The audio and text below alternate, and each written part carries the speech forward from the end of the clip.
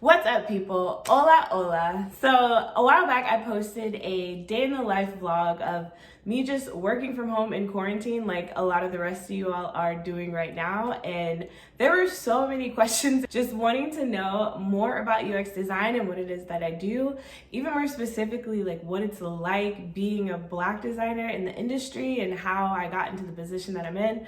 So today I'm going to be sharing with you guys my journey into UX and hopefully answering all those questions that you have along the way. So if you haven't already, go ahead and hit that subscribe button and let's get started.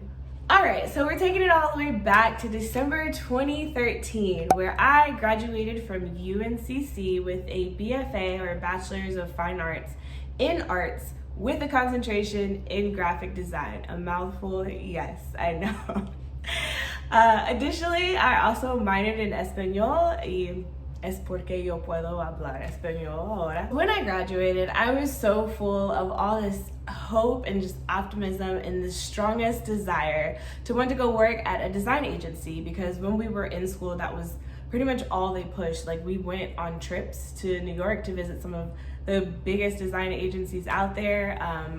Graphic design was just now blowing up to become a thing around that time, and so that was like the hot job then, was to be working at a design agency. Long story short, could not get a job to save my life. Like, these agencies were super hard to get into, and the fact that I am Black only made it that much harder, because honestly there were not a lot of us in the industry. So this being said, I ended up turning to freelancing. I taught myself how to use WordPress, and I started creating websites for small business owners, offering both web design and branding design. So creating like their logos and any marketing materials that they would need for their business, creating their full brand style guide, things like that. And I had all of the experience and knowledge to do this because, you know, graphic design was my major, and then learning WordPress just gave me both of those skill sets and just be able to combine them together. So in addition to this freelance work that I was doing, because I was basically just working for myself, I was also getting odd jobs here and there through contract work. So I would do a variety of different things, from printing like marketing materials to creating graphics or logos, a variety of things. I really gained a lot of exposure in a lot of different industries. So even though doing contract work was not paying the bills by any means, it was giving me the opportunity to experience a lot of different areas of design, which was really good, because I think that was one thing I really missed out on through my college education. So after doing contract work and freelancing for a couple of years, I eventually landed a job at a design agency. It was a really small agency here in Charlotte, and I learned a lot while being there, because it was my first job where I had the opportunity to really work with WordPress.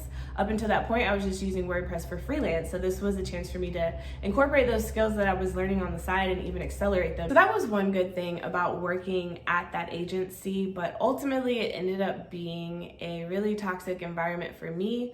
Like I mentioned before, there were not a lot of Black people in the industry, and I was the only one there. So least to say, I got up out of there, and fortunately enough, I ended up in the position I am in currently, which is a UX designer at an IT consultancy. I actually got my position by attending a UX design meetup. I went to a UX panel and just heard a group of people just speak about what it is that they did and why they were so passionate about UX. And at that point, I was just a web designer, so they were where I was aspiring to be. And just seeing them on that panel and like hearing them speak was really inspiring for me. So after the meetup was over, I went and talked to some of the speakers. I also went and talked to the panel host. Geez, we can't say that today, huh? The panel host, and just told him how grateful I was for him putting it together, because it was just really inspiring for me. And he actually turned out to be the one who hired me for the position I'm in now. So I always tell people aspiring to get into UX to really network and get to know the design community around you. It's just really important to connect and network, just in general, but it really does go a long way in this industry. So this position that I am in now, the company that I work for now, is definitely my favorite job that I've had in my career out of all the jobs that I've had. And I think a huge part of that is due to the diversity in my office. And I can only speak specifically about my office because I work for a global company, so I can't speak for everywhere. But my specific office has a variety of people from different backgrounds and different races. And of course, any company can always do better in terms of bringing in more diversity. It is a constant effort. But I do feel like my office has made great strides, and I feel like my company as a whole does try to do that as well. Now, in terms of the entire design industry, we've still got some work to go, if I'm being 100% honest with you. There's not that many of us out there. There's several organizations literally built to kind of encourage and help more tech industries, more tech companies hire more Black people, because there are Black designers out there and they're super talented and super smart, but they're just not getting picked. So hopefully that answered all of you all's questions today. If not, definitely drop it down in the box below. I'll try to answer it for you. Before I close out this video, I have 3 tips for you if you're interested in getting into UX design.